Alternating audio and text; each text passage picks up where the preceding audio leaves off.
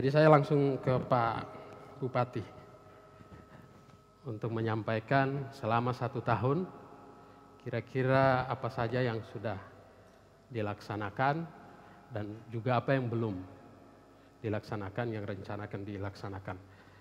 Dan memang 1 tahun ini sebetulnya belum bisa dikatakan kita bisa mengukur sukses atau tidak, terlalu singkat.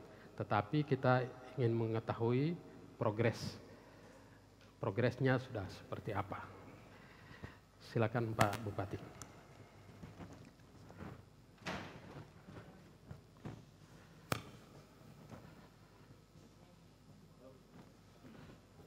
Bisa dibantu?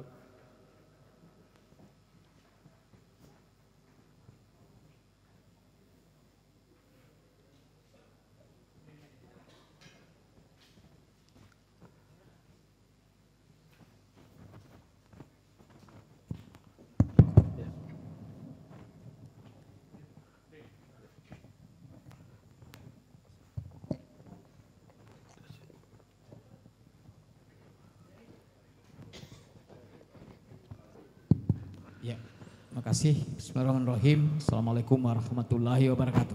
Waalaikumsalam warahmatullahi wabarakatuh. Salam sehat kepada kita sekalian. Terima kasih Pak Hadi, ini luar biasa. Ketua Forum Demokrasi Gorontalo yang saya menganggap ini adalah media pencerahan kita semua, media mengasah informasi, bahkan promosi. Ya. Untuk siapa saja yang tampil di sini, kira-kira begitu. Makasih Pak. Saya hormati Pak Wabub, anggota Dewan yang terhormat, hadir di sini dari hampir semua fraksi, pimpinan OPD yang sempat hadir, Ibu Sekda, para akademisi, politisi, LSM juga, aktivis, bahkan juga ada masyarakat yang sempat hadir, Pak Nixon juga, terima kasih Pak Nixon hadir, dan seluruh pemirsa di rumah. Hari ini memang saya dengan Pak Wabub pas 365 hari 1 tahun memimpin daerah Kabupaten Gorontalo. Kami memang sejak awal berkomitmen membangun daerah, walaupun tadi disampaikan ada problem, kita hadapi masalah COVID-19 sejak kami memerintah. Kemudian yang kedua juga isu-isu yang mungkin dikembangkan, nanti dibahas secara bersama. Saya hanya 3 yang saya ingin sampaikan sebagai pengantar diskusi kita hari ini. Yang pertama, bagaimana sebelumnya saya bupati, sehingga harus ada perbedaan antara 5 tahun sebelumnya dengan 5 tahun ke depan. Kemudian yang kedua, selama 1 tahun ini apa yang kami sudah lakukan,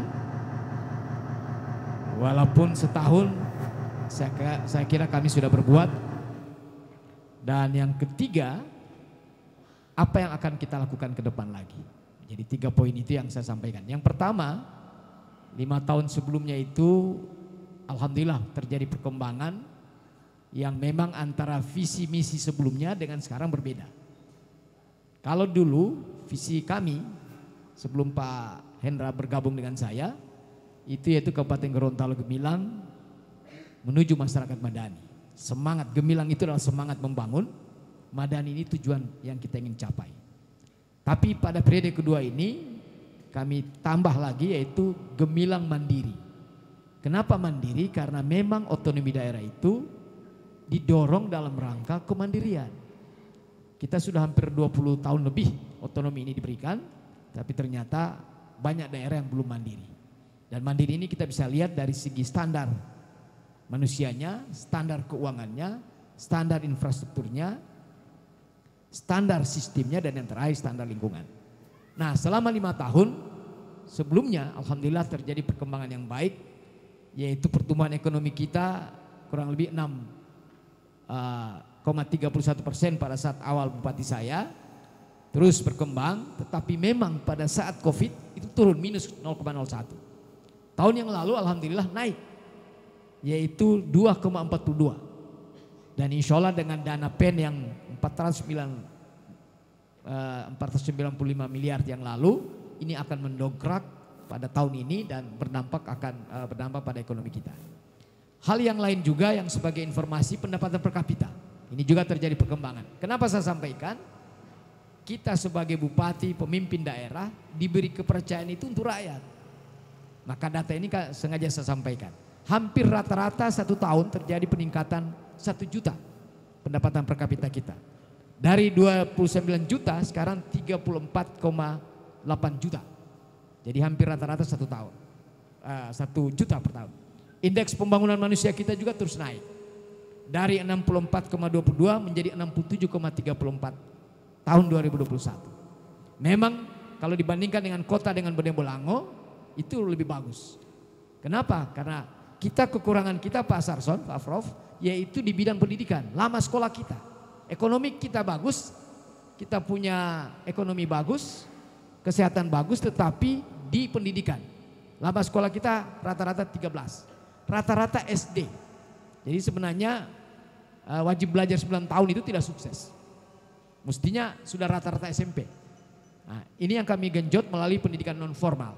Karena kalau formal sudah bagus. Orang-orang sekolahan APM APK kita bagus, tetapi putus sekolah yang sebelum-sebelumnya yang sudah tua-tua itu kurang lebih 60%. Maka kita dorong melalui pendidikan non formal, yaitu paket A, B, C. Apalagi paket C bisa jadi anggota dewan, bisa apapun dan bisa meningkat ikut perguruan tinggi. Jadi tidak ada lagi batas kesetaraan itu. Nah, ini tingkat kemiskinan. Ini Pak Alwin juga ya. Tingkat kemiskinan kita terus menurun. Dari 21,8% menjadi 56%. Jadi hampir rata-rata 1%. Ingat, Kabupaten Gorontalo jumlah penduduknya yang terbesar. Artinya 1% di kami itu hampir sama 3% di daerah yang lain. Karena jumlah penduduk mereka sepertiga dari kami. Nah, memang tahun yang lalu naik lagi 17,89%. Jadi 17,56 menjadi 17,5. Jadi hampir 1% penurunan. Mudah-mudahan mulai tahun ini lagi akan naik karena tahun ini kami tetapkan menjadi tahun kebangkitan kita sekalian. Yang menggembirakan adalah tingkat pengangguran. Nah, tingkat pengangguran 2020 itu naik, Pak. Tadinya turun 2019 2,97, 2020 3,41. Sekarang 2021 2,12. Jadi di era Covid ternyata orang Kabupaten Gorontalo kreatif mencari pekerjaan. Nah, mungkin ini juga karena gara-gara PEN Pak anggota dewan terhormat banyak pekerjaan-pekerjaan yang mereka bisa lakukan sehingga pengangguran turun. Kemudian yang berikut indeks Gini rasio. Ini indeks Gini rasio sebenarnya 2019 kita sudah bagus 0,381. Tapi 2020 naik lagi menjadi 0,4. Artinya pemerataan pembangunan di Kabupaten Gorontalo sebenarnya bagus. Yaitu pengaruh dari dana kita dan yang kedua dana desa yang saya kira beredar di seluruh. Ekor kita juga bagus, indeks efisiensi. Ya, jadi ini Pak Prof, Pak Doktor, Pak Dekan mungkin bisa kita lakukan juga. Inflasi kita juga baik. Nah sekarang bagaimana? Apa yang kami lakukan selama 1 tahun? Selama 1 tahun pertama adalah kami menyusun RPJMD. Karena ini awal. Alhamdulillah atas kesepakatan anggota dewan terhormat semuanya kita sudah selesaikan 4 bulan setelah kami terpilih jadi bupati. Setelah itu yang kedua adalah penataan sumber daya manusia. Reformasi birokrasi yang kita lakukan. Kita lakukan penataan dari aparat desa. Kita lakukan OTK yang sesuai dengan desanya. Kemudian kita evaluasi. Karena PNS saja dievaluasi apalagi tenaga kontrak, tenaga honor. Dan itu terjadi waktu yang lalu. Dan sampai dengan tingkat Ibu Sekda. Ini kita lakukan penataan. Bagaimana struktural ke fungsional. Ini penataan birokrasi yang kedua. Kemudian yang ketiga yang kami lakukan adalah pemulihan ekonomi. Nah, pemulihan ekonomi ini saya kira ini terkait juga dengan COVID-19. Alhamdulillah tahun yang lalu kami mendapatkan dana langsung 492 miliar. Sambil juga investasi kita terus dorong. Waktu awal saya bupati hanya 150 miliar, terakhir 3,4 miliar, 4 triliun. Kenapa? Agar supaya ekonomi kita bisa lancar. Termasuk dana KUR. KUR kita juga kita dorong. Karena selalu saya mengatakan tidak boleh kita membangun hanya anggaran pemerintah. Oleh karena itu investasi kita lakukan dan yang kedua juga dana perbankan. Terakhir kalau tidak salah 5,4 triliun Pak. Dari 15 triliun yang ada di Provinsi Gorontalo, dana kur kita kurang lebih 5,4 triliun. Sehingga uang beredar bukan hanya dana pemerintah, tapi juga dana perbankan dan juga dana investasi. Terakhir yang kami lakukan juga pengendalian COVID, Pak. Karena memang kita masih COVID. Alhamdulillah hari ini kurang lebih sudah 90% lebih vaksin pertama. Vaksin kedua kita sudah hampir 60%. Dan kami dorong juga vaksin ketiga. Dan target bulan Maret ini sebelum puasa mudah-mudahan 100% dosis 1, dosis 2 80% dan dosis 3 50%. Agar supaya kita pada saat bulan puasa tidak seperti 2 tahun terakhir Pak Hadi ya. Sholat dan sebagainya kita ingin lebih enjoy lagi. Terakhir Bapak sekalian, ada 3 program unggulan kami ke depan Pak.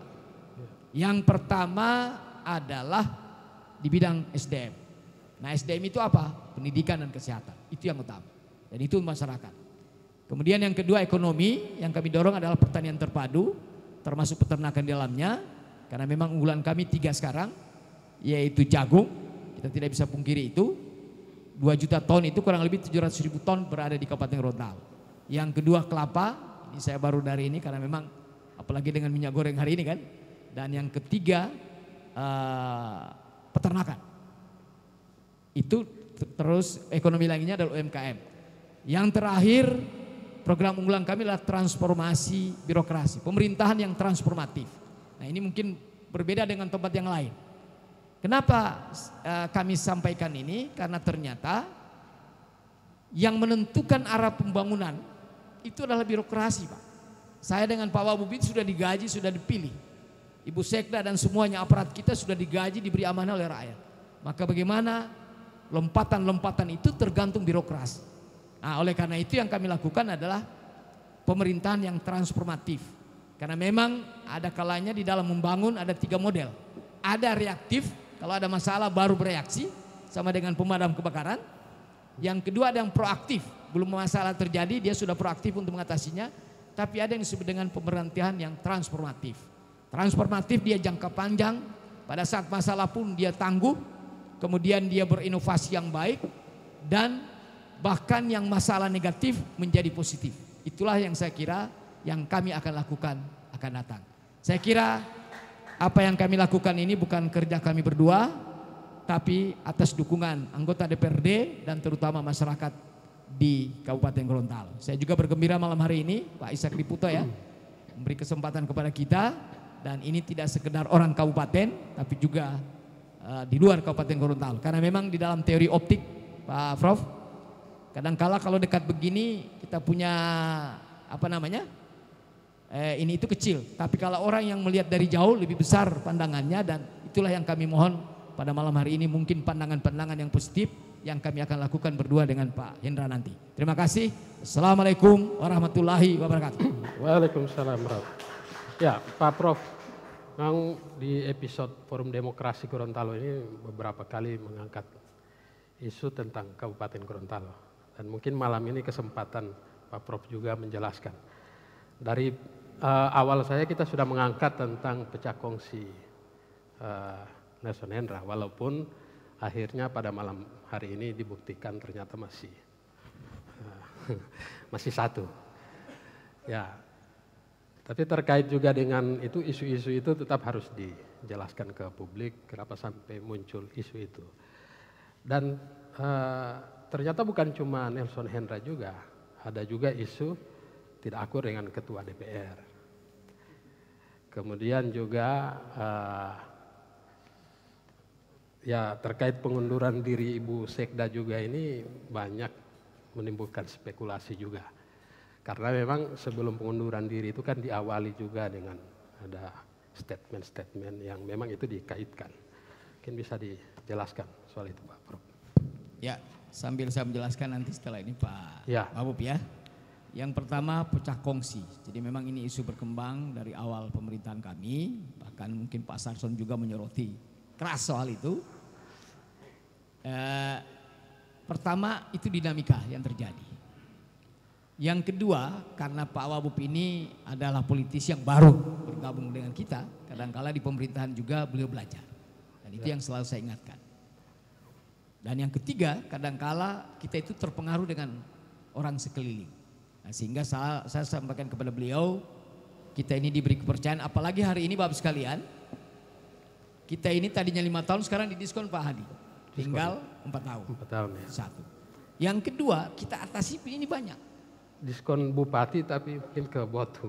Itu urusan lain lagi. Urusan lain lagi. Diperpanjang di sana. Kita konsentrasi dulu bekerja di sini Pak Aum ya. Nah, saya kira itu dinamika dan alhamdulillah selama ini kami tetap komunikasi yang baik. Hari ini juga hadir. Memang waktu yang lalu pada hari ulang tahun kabupaten ya, beliau tidak sempat hadir karena beliau berada di acara lain. Itu satu. Ya. Itu juga yang dikaitkan itu Pak Bupati. Ya, jadi memang ini penglihatan orang.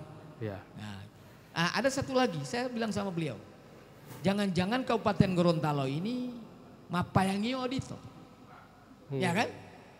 Dulu, mohon maaf, ada Pak Ahmad Pakai, mungkin Pak Ishak tahu Ahmad Pakai dengan Pak Ismet, atau mungkin almarhum juga Pak David dengan Pak Sofian.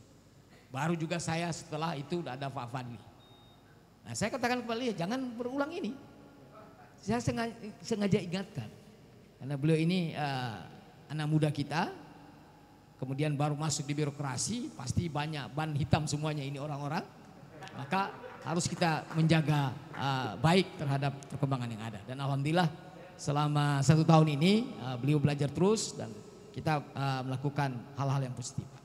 Itu satu. Yang kedua dengan ketua DPRD, saya kira ini terbawa pada saat pilkada. Dan alhamdulillah hari ini saya selalu menyampaikan kepada beliau, apalagi kita ini satu partai kan. Ya. Satu partai. P3 sama-sama, beliau ketua DPC, saya ketua DPW. Tapi itu lagi yang saya katakan dinamika. Nah oleh karena itu kami selalu katakan kalau ada sesuatu kita komunikasikan yang baik. Silahkan orang bisa menilai. Tapi konsentrasi kami adalah membangun daerah. Yang terakhir masalah sekda. Jadi sekda ini sebetulnya saya ingin sampaikan. Sejak tahun yang lalu saya sudah diskusi dengan beliau. Beliau ini sekarang sudah hampir 12 tahun Pak. 5 tahun mendampingi Pak David. Kemudian dengan saya ini hampir 7 tahun. Karena ini sudah menjalani ke 7 tahun. Yang berikut beliau mendampingi juga PLT Bupati ketiga Pak. Jadi luar biasa pengalaman beliau. Kemudian beliau ingin ada regenerasi, kami ingin ada regenerasi. Itulah salah satu transformasi birokrasi. Jangan sampai terhambat. Maka beliau setuju. Dan biasanya orang cuma ingin mau jadi pejabat tapi tidak mau turun. Nah beliau luar biasa, tepuk tangan dulu Bisekda.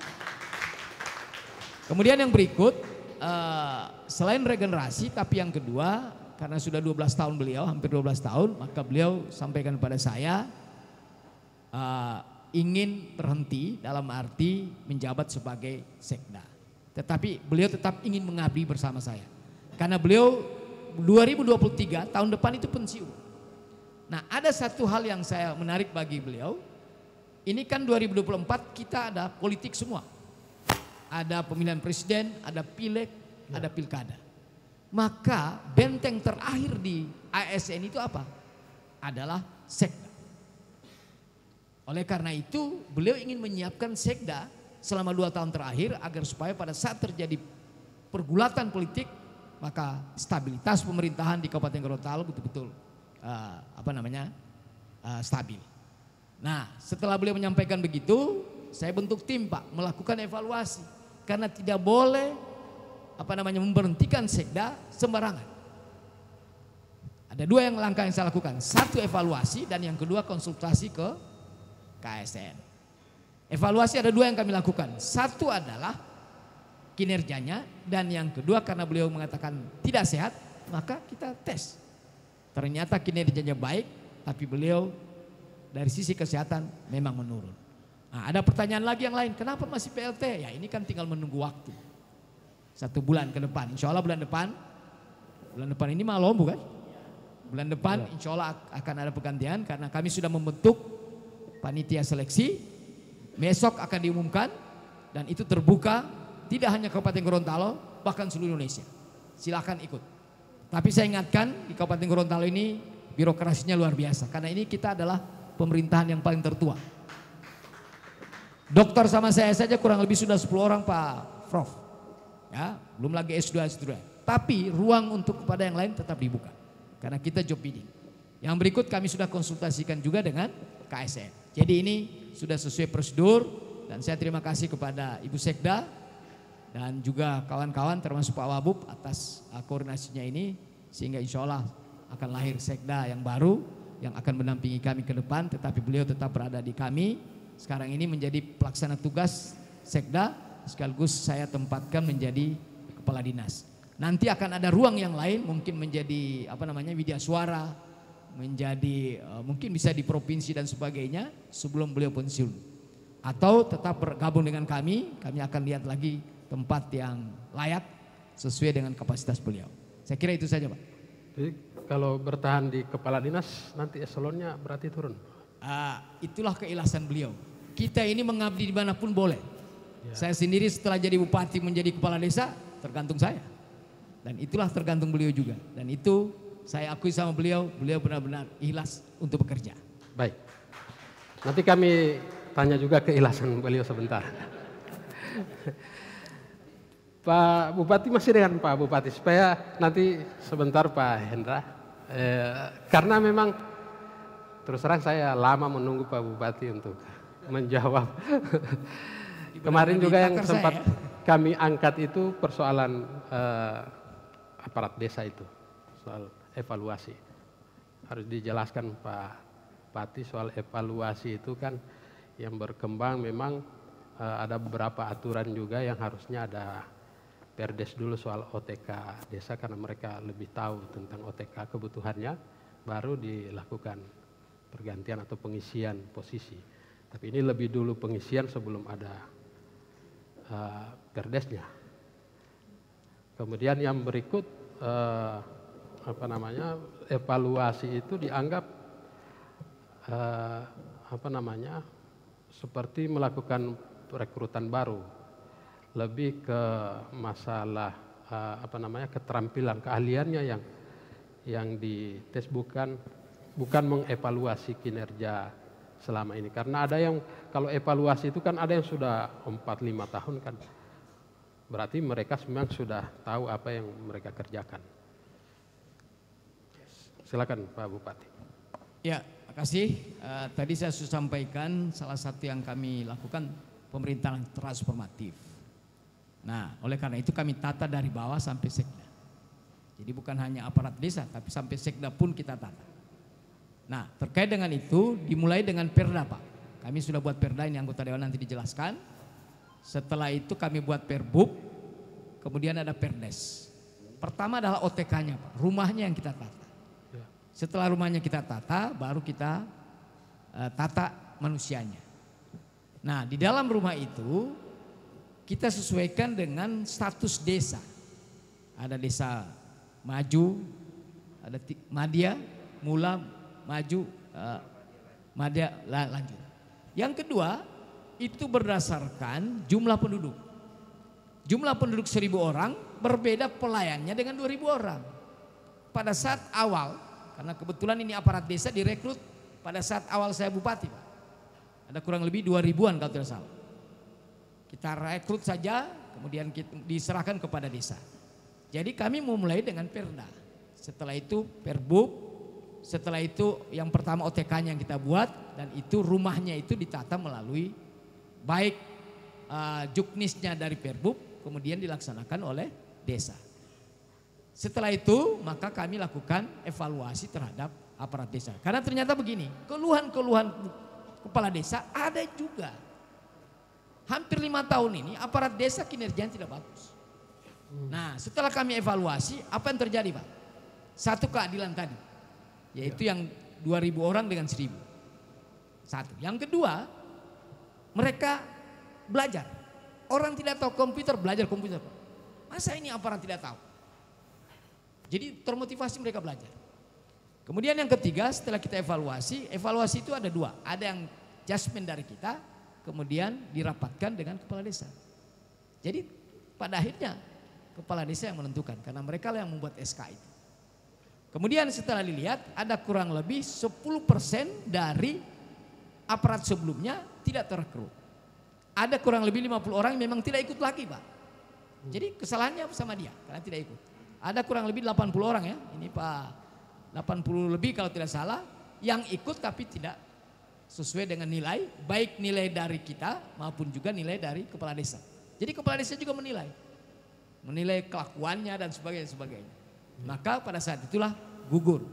Artinya apa yang saya sampaikan adalah ini evaluasi dalam rangka peningkatan kinerja, dan yang kedua penyesuaian terhadap OTK yang ada, dan yang ketiga tidak semua 90% masih terekrut. Nah, karena masih ada kebutuhan lagi digantilah mereka. Nah, apalagi tahun depan ini kan sesuai dengan undang-undang edaran dari Menpan, itu tidak lagi tenaga kontrak. Jadi sebenarnya kita sudah memulai dengan yang baik. Dan tahun ini saya sementara menyiapkan desain kepada mereka bagaimana kinerja bagus, dan yang kedua ikut tes nanti jadi bagus. Sehingga mereka insya Allah bisa benar-benar terekrut juga. Jadi kita siapkan juga. Nah, berikut yang tidak terakomodir yang memang benar-benar tidak lulus, itu di dalam Perbuk itu akan diberikan kompensasi. Dan kompensasi itu kami akan siapkan walaupun belum sekarang. Kita siapkan tahun ini, karena itu mohon anggota dewan terhormat, kompensasi itu kami akan hitung dan kita berikan. Karena begini, saya katakan belum tentu tenaga kontrak honor itu akan layak hidupnya akan datang dibanding dengan orang yang berhenti hari ini. Karena orang berhenti hari ini kita dorong menjadi entrepreneur sehingga mereka insya Allah ya mungkin pendapatannya akan lebih baik. Jadi jangan merana dengan keluar dari situ. Apalagi gajinya juga masih terbatas. Jadi sebenarnya ini kita dorong untuk ke sana. Kira-kira begitu Pak. Baik, terima kasih Pak Bupati.